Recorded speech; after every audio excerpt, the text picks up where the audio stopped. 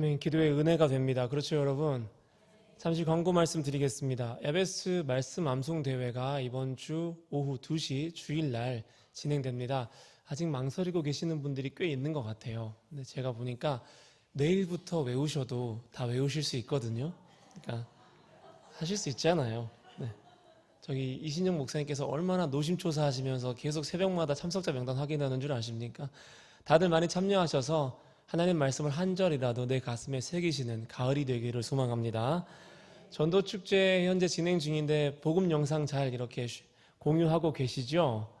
네, 많이들 공유하시고 또 복음을 마음껏 전하는 추수의 계절이 되기를 소망합니다. 우리 앞뒤저 옆 사람과 이렇게 인사하시겠습니다. 당신이 더 행복했으면 좋겠습니다. 인사할까요?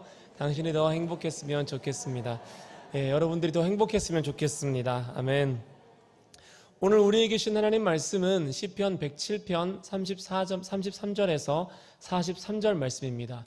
시편 107편 33절에서 34절 말씀입니다. 교도가시고 마지막 절은 합독하시겠습니다. 여호와께서는 강이 변하여 광야가 되게 하시며 샘이 변하여 마른 땅이 되게 하시며 그 주민의 악으로 말미암아 옥토가 변하여 염전이 되게 하시며 또 광야가 변하여 못이 되게 하시며 마른 땅이 변하여 샘물이 되게 하시고 줄인 자들로 말미암아 거기에 살게 하사 그들이 거주할 성읍을 준비하게 하시고 밭에 파종하며 포도원을 재배하여 풍성한 소출을 거두게 하시며 또 복을 주사 그들이 크게 번성하게 하시고 그의 가축이 감소하지 아니하게 하실지라도 다시 압박과 재난과 우환을 통하여 그들의 수를 줄이시며 낮추시는도다. 여호와께서 고관들에게는 능력을 쏟아 부으시고 길없는 황야에서 유리하게 하시나 궁핍한 자는 그의 고통으로부터 건져주시고 그의 가족을 양떼같이 지켜주시나니 정직한 자는 보고 기뻐하며 모든 사악한 자는 자기 입을 봉하리로다. 지혜 있는 자들은 이러한 일들을 지켜보고 여호와의 인자하심을 깨달으리로다. 아멘. 너를 향한 나의 생각을 내가 아나니 평안이요 재앙이 아니니라. 너희에게 미래와 희망을 주는 것이니라. 할렐루야. 여기서 말하는 평안은 샬롬이라는 뜻입니다. 이 말씀은 제가 주님을 처음 영접할 때 아직 주님을 알지도 못했을 때 제게 주신 약속의 말씀이었습니다. 그래서 이 말씀 정말 좋아하는데요. 여러분, 이 샬롬이라는 것이 어떠한 의미를 가지고 계시는지 저와 함께 나눠봤으면 좋겠습니다. 샬롬은 이제 우리가 생각하는 그런 어떤 전쟁 중에 나누는 인사는 아닙니다. 실은 이 샬롬을 전쟁 중에 나누는 인사라고 소개하는 것은 우리나라의 전통 문화를 샬롬으로 이해했을 때 쓰는 표현이었어요. 그러니까 샬롬이라는 것이 원래 이제 우리나라로 치면은 안녕하세요 이런 뜻인데 평안할 안자에 평안할 영자를 사용해서 외세의 침입이 잦던 시기에 또 호랑이가 잡아가던 시기에 밤새 무탈했는지를 묻는 인사가 안녕하세요였습니다.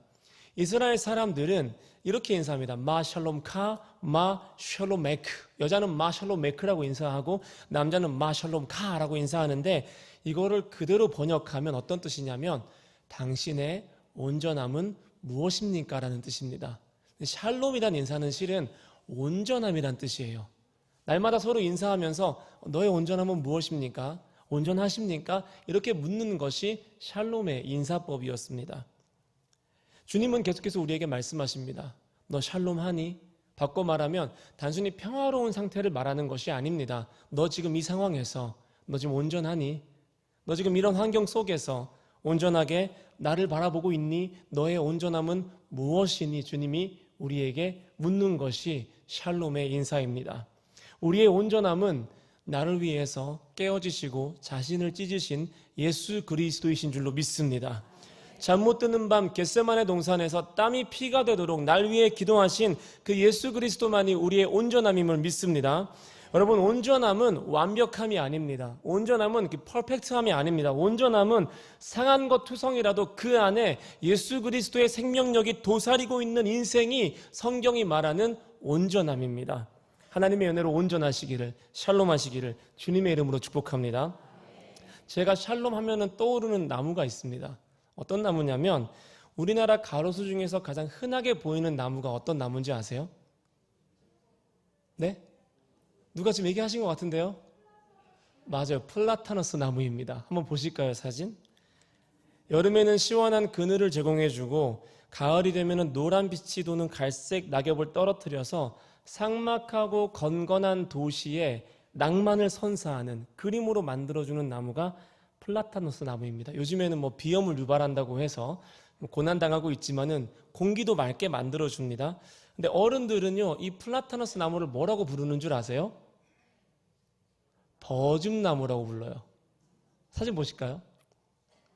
이 나무에 숲이 사이사이에 하얗게 이게 껍질이 벗겨져서 속살을 드러내니까 제 할머니는 이걸 버짐나무라고 부르시더라고요. 그 별명이 버짐나무입니다. 다시 이제 저를 비춰주시면 감사하겠습니다. 제가 어렸을 때는 얼굴에 버짐이 있냐 없냐를 가지고 가정의 형편을 짐작하곤 했습니다.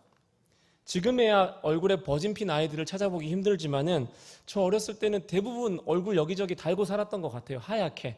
저는 얼굴이 검었으니까 어렸을 때부터 버짐이 필 거면 다 폈으면 좋겠다. 하얘지게. 이런 생각도 했는데 제가 할머니 집 갈 때마다 제 얼굴에 버짐을 발견하시고선 할머니가 제 어머니를 붙잡고 일장연설했던 게 아직도 기억이 납니다. 회충약은 먹였냐, 애 밥은 제대로 먹이냐, 편식시키냐 안 시키냐. 그때 보면 어머니 잘못이 아닌데 버짐나무, 지하철역에 뿌리 내린 이 버짐나무 줄기에 혹시 가만히 귀를 대보신 적 있습니까? 버짐나무 줄기, 버짐나무 몸통에다가 귀를 대잖아요. 그러면 웅웅 대는 소리가 들려요. 그게 무슨 소리냐면은 도심을 통과하는 지하철의 진동 소리입니다.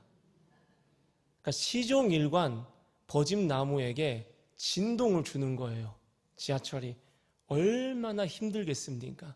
쉼을 방해하고 높은 빌딩이 햇볕을 가리고 조금만 가지가 더 길어지면 다 잘라내고 자동차의 매연이 숨통을 조여도 콘크리트 바닥에 얼마 되지 않은 흙을 움켜쥐고 버짐 핀 얼굴로 올 테면 와봐라. 내가 질 것 같으냐?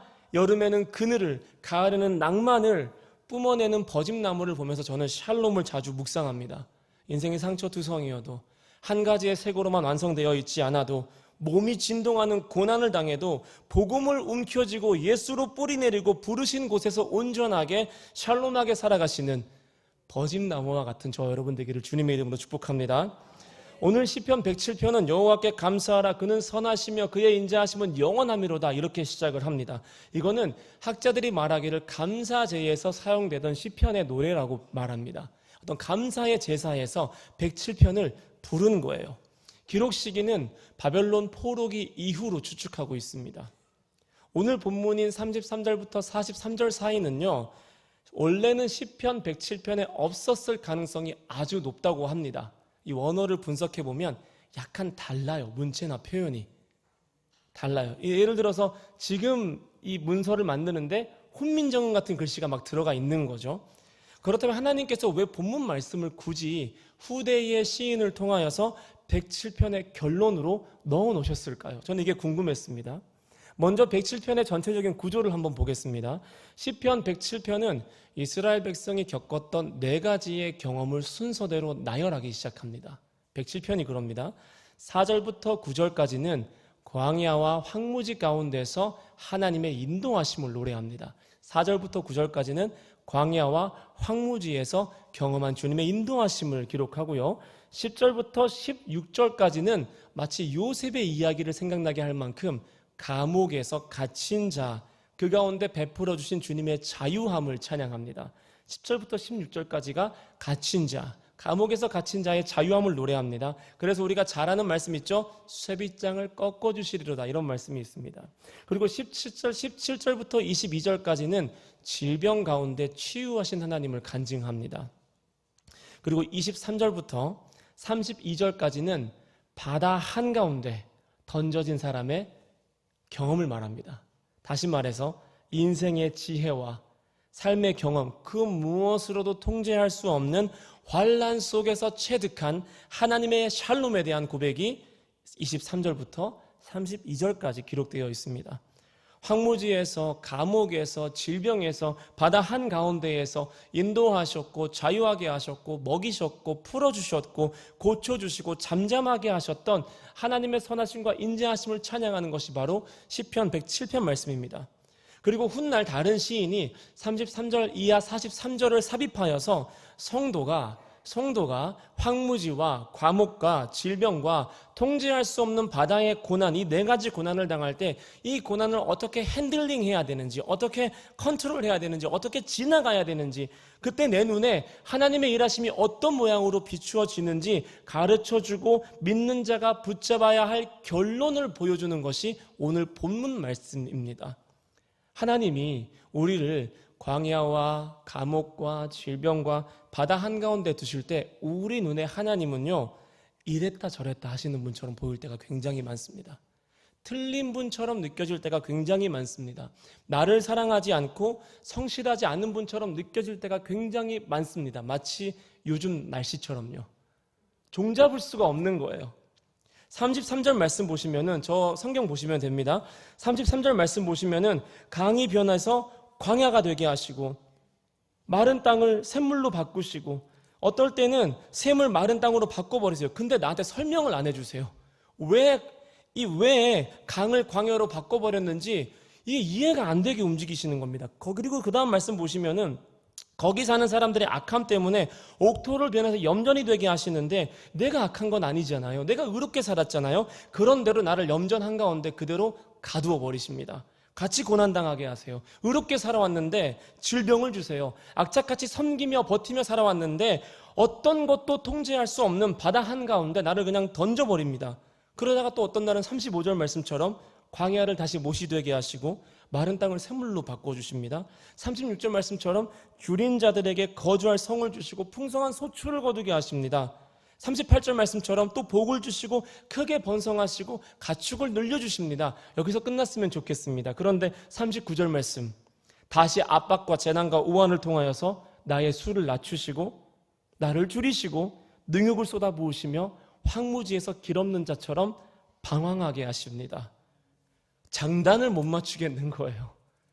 섬기면 복 받는다고 해서 섬겼는데 내가 있는 곳이 염전이 돼버리는 거예요. 열심히 살아서 하나님 복 주시나 했는데 갑자기 재난과 우환과 환난과 압박을 통해서 나를 낮추시는 거예요. 여러분, 예수 잘 믿었는데요, 잘 안 되는 사람이 있고요, 예수 안 믿었는데요, 잘 되는 사람들이 있습니다. 정말 악한 사람인데요, 주변에서 선하다고 평가받는 사람들이 있고요, 정말 선하게 살았는데요, 악하다고 버림받는 사람들도 있습니다. 그런데요, 여러분, 주님의 관심사는, 우리의 관심사는 우리가 잘 되는 것, 잘 안 되는 것, 내가 인정받는 것, 인정 못 받는 것에 있지만 주님의 관심사는 거기에 있지 않습니다.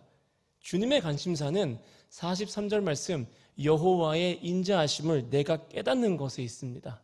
하나님은 그 관심사를 가지고 내 인생을 끝까지 인도해 가시는 거예요. 그 목적을 가지고 내 인생에서 사역하시는 거예요.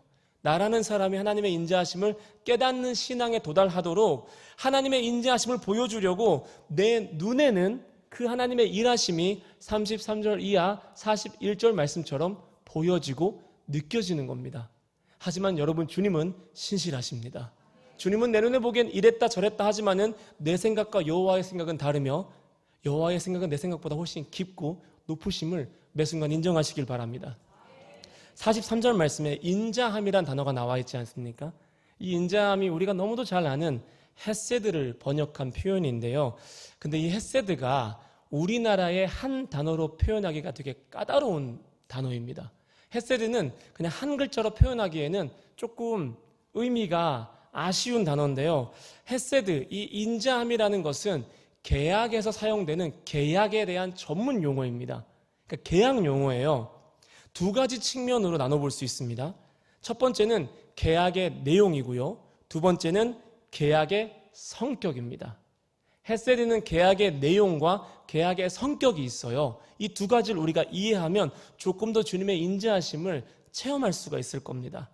계약의 내용으로서 헤세드는 쉽게 말하면 너랑 내가 좋은 관계를 맺자, 이게 계약의 내용으로서의 헤세드예요. 너랑 내가 좋은 관계 가운데 있어보자. 그리고 계약의 성격, 계약의 속성으로는 헤세드는 오래 지속되고 변함이 없으며 영원하다라는 뜻을 가지고 있습니다. 그래서 43절에 주님이 인자하다는 것은, 또 우리가 주님의 인자하심을 깨닫는다는 것은 나와 좋은 관계를 맺고자 하시는 하나님께서 나와 오래도록 변함없이 영원하게 지속적으로 교제하기를 원하신다는 뜻입니다. 내 입장에서 너무 큰 행운이죠. 하나님께서 나와 영원히 오래도록 변함없이 좋은 관계를 맺고 싶어 하시는 것, 내 상태와 상관없이, 이것이 성경이 말하는 헤세드입니다. 내가 어떠하든지 간에 주님은 계속 말씀하세요. 성도야, 내가 너랑 좋은 관계를 영원히 변함없이 맺고 싶구나. 나는 헤세드의 하나님이란다 말씀하시는 것입니다. 고난이 올 때 우리가 배울 것, 깨달을 것은요, 하나님의 능력이 아닙니다. 바로가 10번이나 고난을 겪으면서 주님의 능력을 온몸으로 경험하지 않습니까? 하지만 바로는 그 주님의 능력을 배우지 못합니다. 와, 기도하면 하나님이 역사하신다, 역전을 주신다, 내가 저 사람 이겼다, 내가 이 병을 이겼다, 내가 바다 같은 상황을 기도로 컨트롤했다. 이것도 귀하죠. 우리가 기도하면 주님 그렇게 역사하십니다. 하지만 진짜 엑기스는, 진짜 핵심은 내가 기도했더니 이렇게 되었다가 아닙니다. 그럼 고난이 반복돼요. 그리고 작은 일도 큰 고난처럼 받아들이게 됩니다. 핵심은 내가 광야 가운데 있고 갇히고 질병 가운데 있고 바다 가운데 있을 때 핵심은 하나님이 나를 지금도 여전히 변함없이 사랑하신다.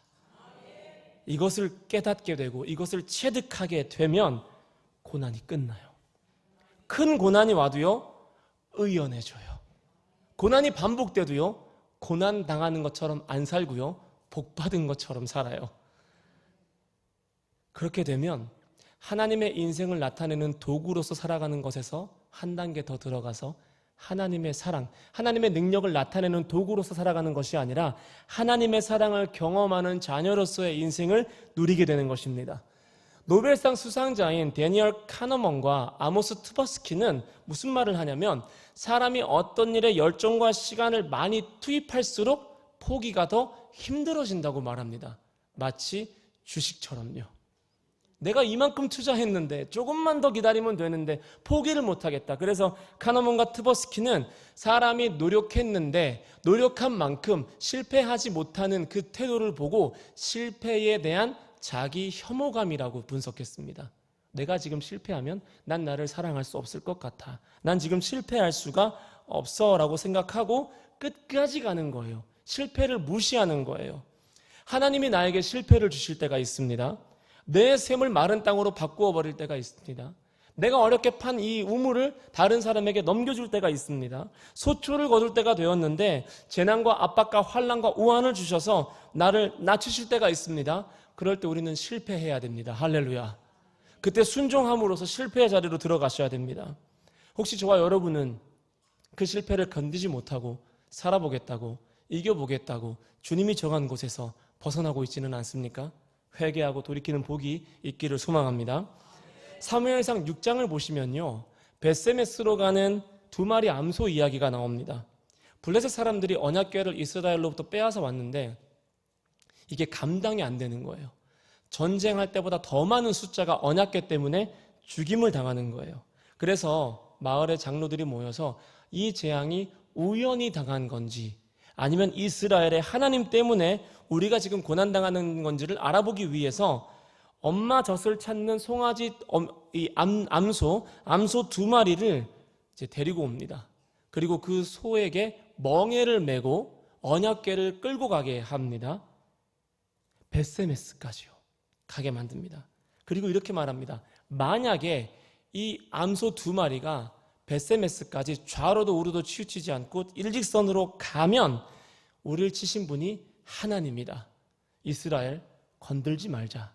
이렇게 이야기를 하고 젖먹는 송아지들을 강제로 떼어내서 집으로 돌려보내고 암소 두 마리에게 멍에를 씌워서 출발시킵니다.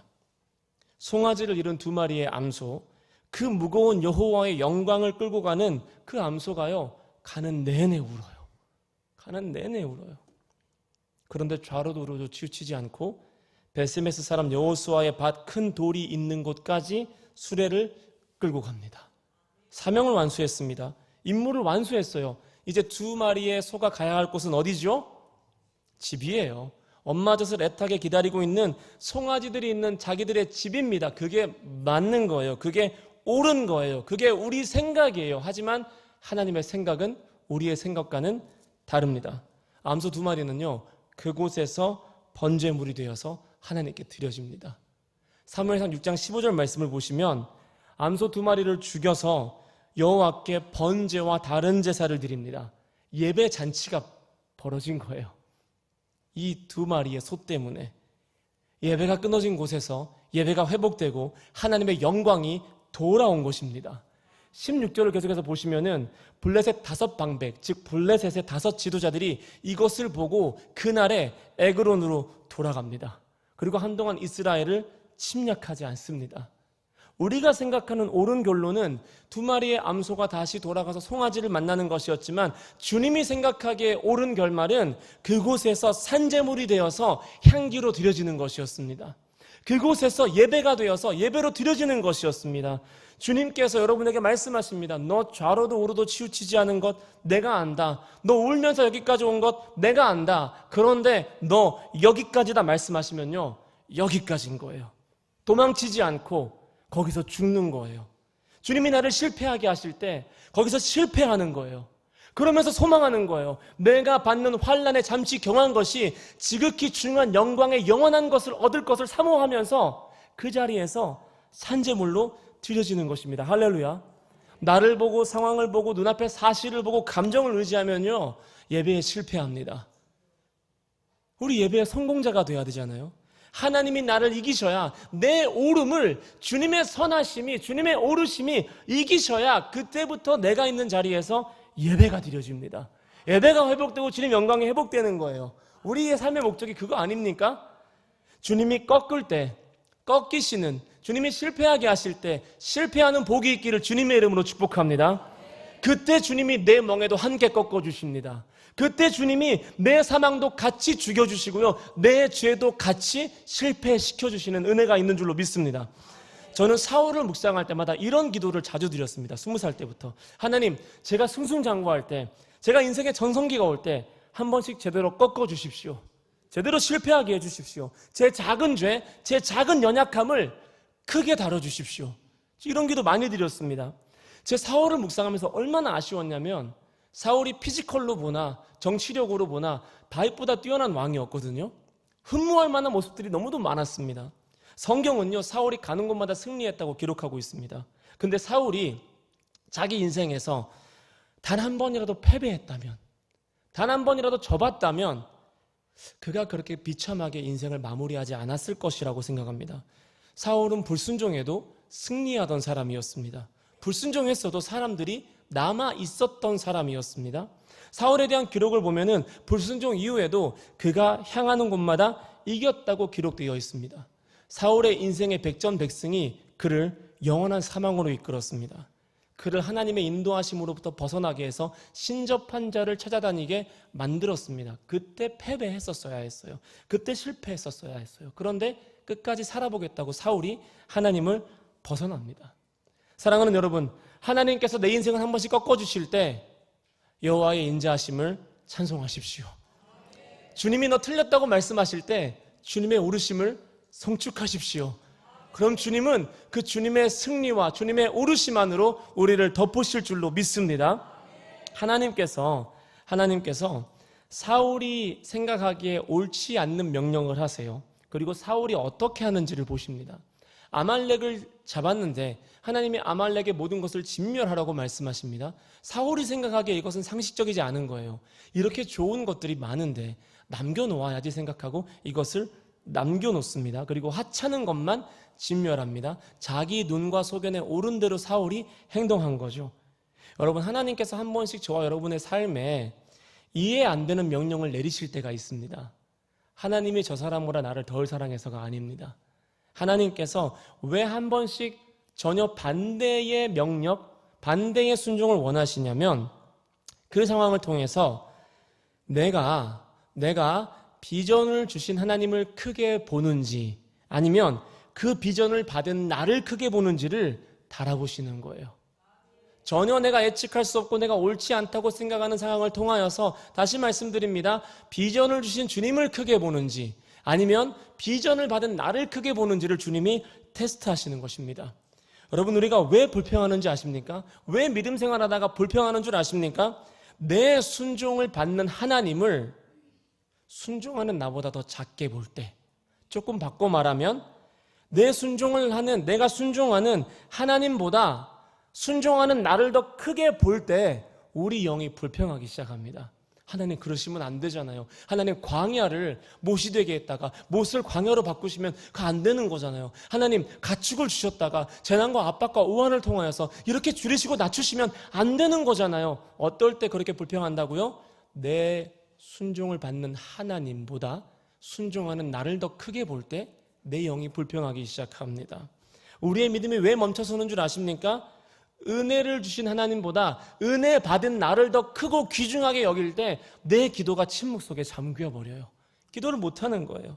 하나님께서 다윗을 기름 부어서 왕으로 세우셨습니다. 그 후에 다윗에게 붙은 별명이 뭐였는 줄 아십니까? 우리가 생각하기에 옳은 별명이 무엇입니까? 후계자죠. 후계자가 돼야 돼요. 그런데 다윗에게 붙은 별명은 반역자였습니다. 다윗이 80번을 도망다닙니다. 기름 부음이나 받지 말지. 기름 부음 받자마자 후계자가 아니라 반역자라는 오명을 쓰고 80번을 도망다닙니다. 하나님께서 중간중간 다윗을 테스트하세요. 왕으로 기름 부음 받은 자기를 크게 보는지 아니면 그렇게 기름 부어주시는 하나님을 크게 보시는지를 테스트하시려고 블레셋에서 좋은 조건으로 정착할 수 있는 기회도 주시고 다윗이 스스로 사울을 죽여서 이 고난을 끝낼 수 있는 은밀한 방법도 허락하십니다. 보암직하고 먹음직한 상황을 베풀어 주세요. 근데 다윗이 그렇게 살지 않습니다. 왕이 될 거라는 비전보다 하나님을 더 크게 봅니다. 좌도 우도 치우치지 않고 눈물을 삼키면서 자기를 죽이려는 사울을 피해서 미친 사람처럼 사망의 음침한 골짜기를 통과합니다. 여러분, 이게 믿음이에요. 이게 신앙이에요. 하나님이 이런 사람에게 고백을 주시는 것입니다. 그렇게 41절 말씀처럼 궁핍한 자, 주님 없이는 살 수 없는 사람으로 하나님께서 다윗을 빚어가십니다. 심령이 가난한 사람, 하나님이 아니면 안 되는 사람으로 다윗을 빚어가시고 하나님이 이렇게 말씀하십니다. 궁핍한 자는 그 고통으로부터 건져주시고 그의 가족을 양떼같이 지키시리니. 할렐루야. 하나님을 의지하는 자, 심령이 가난한 자에게 복을 주시고 그의 고통에서 건져주시고 그의 가족을 지켜주신다고 약속하시는 것입니다. 여러분, 하나님은 내가 잘되고 못되는 것에 관심이 없습니다. 하나님은 광야가 못이 되든 마른 땅이 샘이 되든 성읍이 있든 거리가 있든 소출이 있든 없든 간에 하나님은 거기에 관심이 없으십니다. 하나님은 나한테 관심이 있으십니다. 할렐루야. 온 우주를 창조하신 주님이 그 피조물들 중에서 오직 나한테만 관심이 있는 거예요. 나를 위해서라면 옥토를 염전으로 바꾸실 수 있는 거예요. 나를 위해서라면 광야를 못으로 바꿀 수 있는 분이 하나님이십니다. 그 과정을 통하여서 하나님 아니면 안 되는 사람, 그렇게 거듭나게 하시려고 내 눈에 보기에 하나님 이랬다 저랬다 행동하시는 거예요. 41절 말씀 보시면은 정직한 자는 보고 기뻐한다라고 되어 있거든요. 여러분, 주님 보시기에 정직한 사람이 어떤 사람들인 줄 아세요? 정직한 사람. 나 정직해요라고 말할 때 있잖아요. 그 정직이 뭔 줄 아세요? 선악을 분명하게 분별할 수 있는 사람? 그거 정직 아닙니다, 여러분. 양심적인 사람? 여러분, 우리 양심은 다 부패했습니다. 우린 선악을 판단할 만한 기준을 잃어버린 죄인 중에 괴수입니다. 우린 정직할 수가 없어요. 어디 감히 주님 앞에서 정직하다고 말해요? 어디 감히 주님 앞에서 내가 죄인인데 그 앞에서 억울하다고 말해요? 예수님 앞에서 그런 말 못합니다. 우리는요, 자기가 옳아야 말씀을 읽을 수 있고요, 자기가 옳아야 기도할 수 있고요, 자기가 옳아야 찬양할 수 있는 이 연약함, 이 부패한 심령을 아직도 주님 앞에서 해결받지 못한 연약한 사람들입니다. 하나님께서 우리에게 바라시는 정직이 무엇인 줄 아십니까? 어떤 상황에서도 주님의 오르심을 인정하는 것, 그것이 성경적인 정직입니다.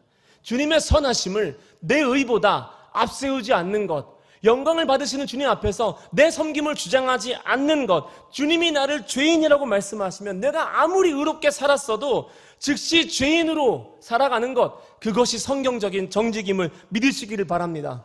여러분, 나쁘지 않잖아요. 나를 영원히 의롭게 하신 그 주님께서 잠깐 환난에 경한 것으로 영광에 중한 것을 이루게 하시기 위해서 나를 죄인처럼 낮추시고 나를 죄인처럼 대하시는데 그거 잠깐인데 뭐가 그렇게 불편해서 주님 보좌 앞에 나아가서 소명을 잃어버리고 주저앉으시고 샬롬을 잃어버리십니까?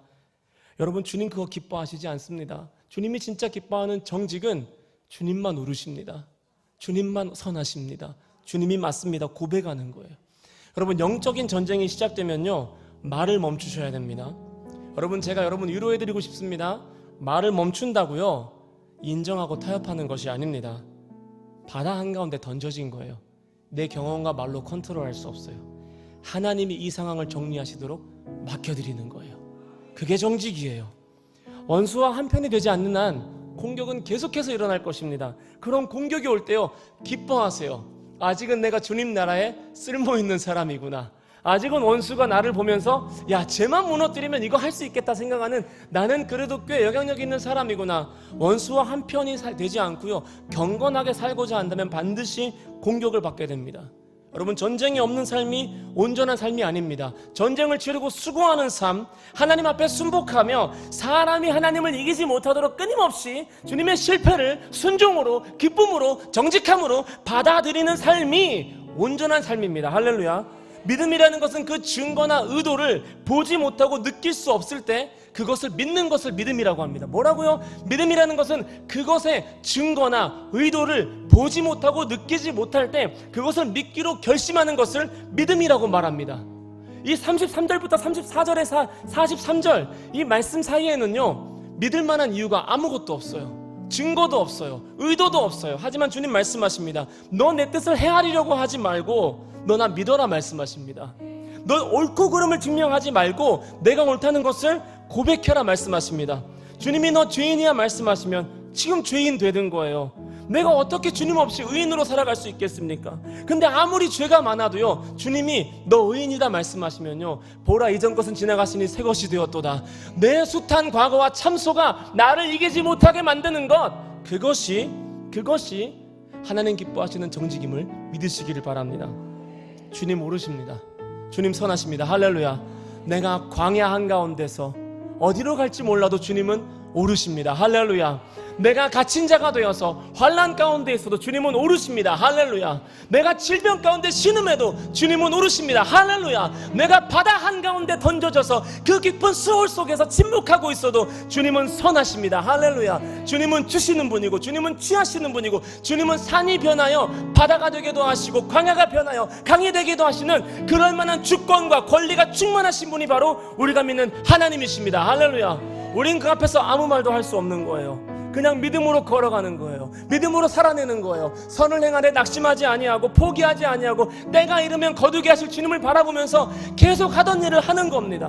성령으로 시작하신 일을 성령으로 마무리하시는 은혜가 있기를 주님으로 축복합니다. 하던 성긴 계속하시고 하던 기도 계속하시고 깨우던 새벽 계속 깨우시고 읽던 말씀 계속 읽으십시오. 중단하지 마십시오. 마지막 때에 대해서 요한계시록 22장 11절은 이렇게 말씀합니다. 불의를 행하는 자는 그대로 불의를 행하고 더러운 자는 그대로 더럽고 의로운 자는 그대로 의를 행하고 거룩한 자는 그대로 거룩하게 하라. 보라 내가 속히 오리니 내가 줄 상이 있어서 각 사람에게 그 행한 대로 갚아주리라. 보라 내가 속히 오리니 내가 줄 상이 있어 각 사람에게 행한 대로 갚아주리라. 할렐루야. 지금이 끝이 아니에요. 지금이 끝이 아니에요. 주님이 오셔야 끝나요. 지금이 진짜 상급이 아니에요. 주님이 오시면 주실 게 있대요. 그러니까 사랑하는 여러분, 그때까지는 그대로 의로움에 거룩함에 광야에서 감옥에서 질병에서 바다 한가운데에서 주님이 나를 통해 취하기 원하시는 그 예배의 향기가 되어서 산재물로 드려지시는 거기에서 실패하시는 은혜가 있기를 주님의 이름으로 축복합니다. 너희를 향한 나의 생각을 내가 하나니 재앙이 아니라 너희에게 평안을 주고 미래와 소망을 주려는 것이라. 할렐루야. 여러분, 예레미야가 이 말씀 받을 때 얼마나 비참했는 줄 아십니까? 미래와 소망과 아무 상관없는 상황 속에서 예레미야가 이 말씀을 받고 아멘으로 이 말씀을 소화합니다. 여러분, 복은요 내 알므로 내 이해로 내 지혜로 받는 것이 아니라 복은요 은혜로 받는 거예요. 은혜로 받는 거예요. 그러니까 여러분, 끊임없이 주님 선하십니다. 주님 오르십니다. 예, 주님 저 여기서 실패할게요. 순종할게요. 한 가지 바라는 것은 저를 통해서 예배가 드려지게 해주세요. 주님, 저를 통해서 이스라엘 땅의 영광이 회복되게 해주세요. 저를 통해서 제 가정에서 하나님을 예배하는 찬송이 울려 퍼지게 해주세요. 하나님 그것을 기뻐하실 줄로 믿습니다. 우리 함께 시간 찬양할까요? 찬양 앞으로 모시겠습니다. 여러분, 우리가 믿는 하나님은 선하십니다. 할렐루야. 우리 아까 함께 찬양했잖아요. 이 찬양 너무 좋지 않습니까? 하나님 선하세요. 주 앞에 나 혼자 혼자 두지 않습니다. 함께 하십니다. 주 앞에 나 혼자 버리지 않습니다. 함께 하십니다. 아멘이십니까? 그 선하신 하나님, 그 오르신 하나님, 나를 돌보시는 하나님, 주신 약속 모든 것을 이루시는 하나님, 그 하나님을 우리 한 마음 한 목소리로 찬양합시다. 할렐루야. 우리 함께 찬양합시다.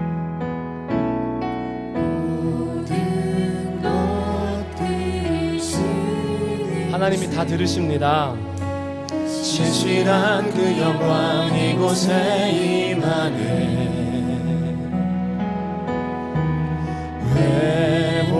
회복을 약속하신 주, 엎드려 경배와 감사로 찬양해. 한 번 더 고백할까요? 모든 것 들으시는 주, 모든 것 들으시는 주, 하나님이 갇힌 자의 부르짖음을 듣습니다. 신실한 그 영광 이곳에 임하네.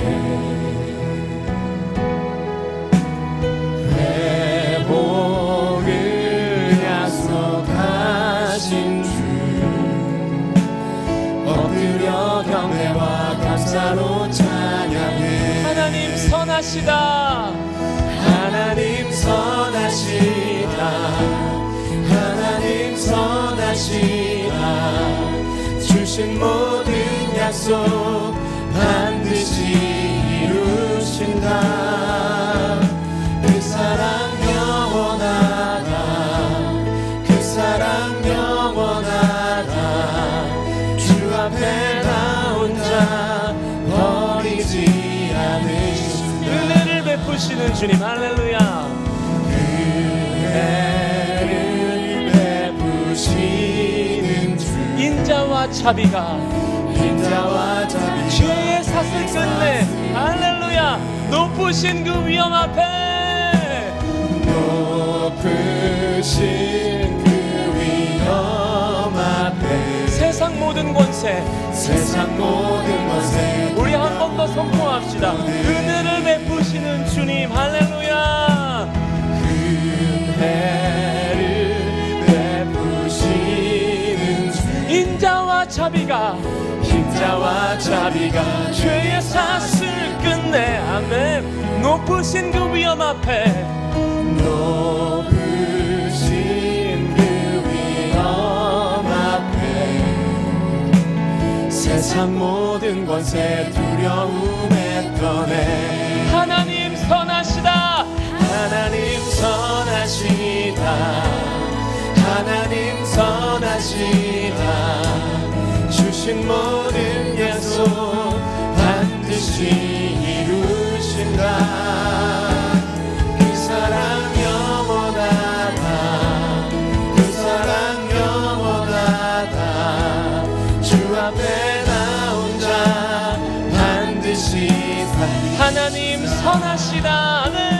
하나님 선, 예, 하나님 이거 받으십시오. 우리의 고백입니다. 환난 가운데 인정함입니다. 이거 주님의 것입니다. 반드시 이루신다.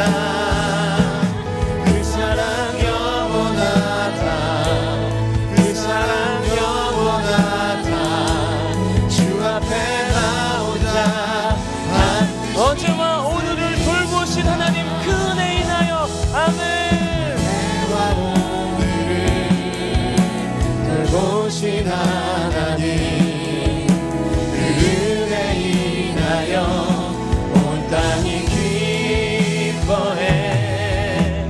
우리의 몸과 맘 주님께 드리니 거룩한 상제물 받아. 한 번 더 고백합시다. 어제와 오늘을 돌보신 하나님, 할렐루야.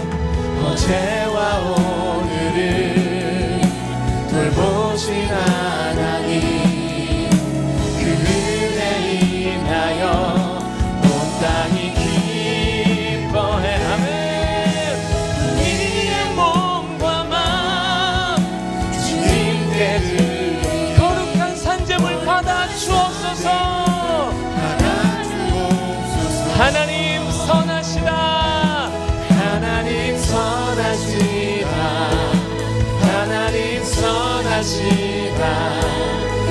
주신 모든 약속 반드시 이루신다.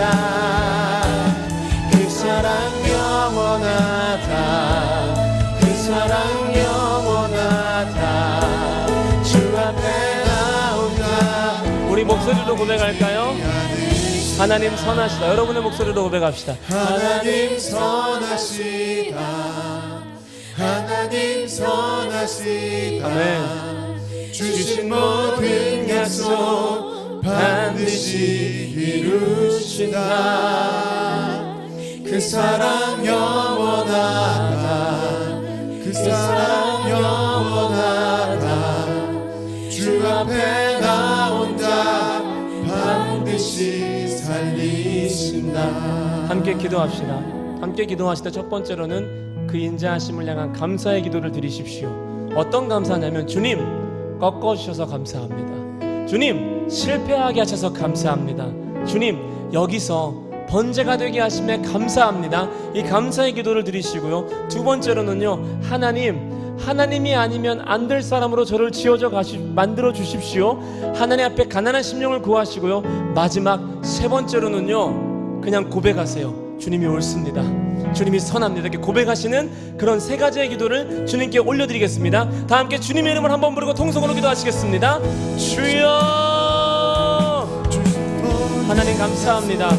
거절된 기도도 감사하고 응답된 기도도 감사하고 꺾어주심에 감사하고 무너지게 하심에 감사하고 하나님께서 여기까지 오게 하심에도 감사하고 번제가 되게 하심에도 감사드립니다. 하나님 감사합니다. 하나님, 내가 주님 앞에 감사로 나아갈 때에 주님의 헤세드, 주님의 인자하심을 경험할 줄로 믿습니다. 선하신 하나님, 좋으신 하나님, 내가 주님 없으면 안 되는 사람으로 나를 빚어가 주시옵소서. 궁핍한 자가 되게 하여 주시옵소서.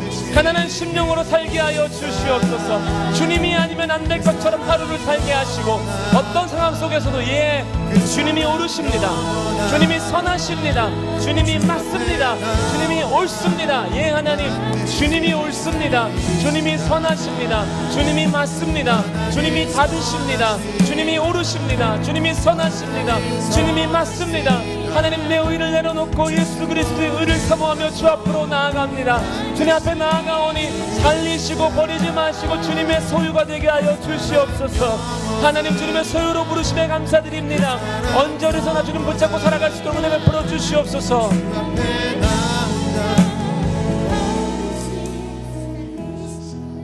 여호와께 감사하라. 그는 선하시며 그 인자하심이 영원함이로다. 할렐루야. 하나님, 그 영원한 인자하심 가운데 내 삶을 맡겨드립니다. 하나님이 나를 꺾으실 때 찬송함으로 꺾이게 하시고, 하나님이 나를 실패하게 하실 때 기쁨으로 실패할 수 있는 믿음이 우리 가운데 있게 하여 주시옵소서. 선하신 하나님, 주님이 옳습니다. 주님이 선하십니다. 내가 보기에는 이 상황이 황무지와 같지만은 주님은 그럼에도 불구하고 선하십니다. 구하는 것이 있다면 여기 모인 주의 권속들 광야 가운데 인도함 받게 하여 주시옵소서. 갇힘 가운데 자유하게 하여 주시옵소서. 질병 가운데 치유하여 주시고, 바다 한가운데 던져진 삶을 살아갈지라도 주님의 날개로 업어서 그곳을 통과하게 하여 주시옵소서. 그렇게 위로와 소망을 주신 주님 붙잡고 오늘도 살아냅니다. 하나님, 영광과 찬송을 받으시고 우리가 있는 자리에서 하나님 기뻐하시는 예배가 향기롭게 올려드리게 하여 주시옵소서. 감사와 찬양을 드리며 예수님의 이름으로 기도합니다. 아멘. 하늘에 계신 우리 아버지의 이름을 거룩하게 하시며 아버지의 나라가 오게 하시며 아버지의 뜻이 하늘에서와 같이 땅에서도 이루어지게 하소서. 오늘 우리에게 일용할 양식을 주시고 우리가 우리에게 잘못한 사람을 용서하여 준 것 같이 우리 죄를 용서하여 주시고 우리를 시험에 빠지지 않게 하시고 악에서 구하소서. 나라와 권능과 영광이 영원히 아버지의 것입니다. 아멘.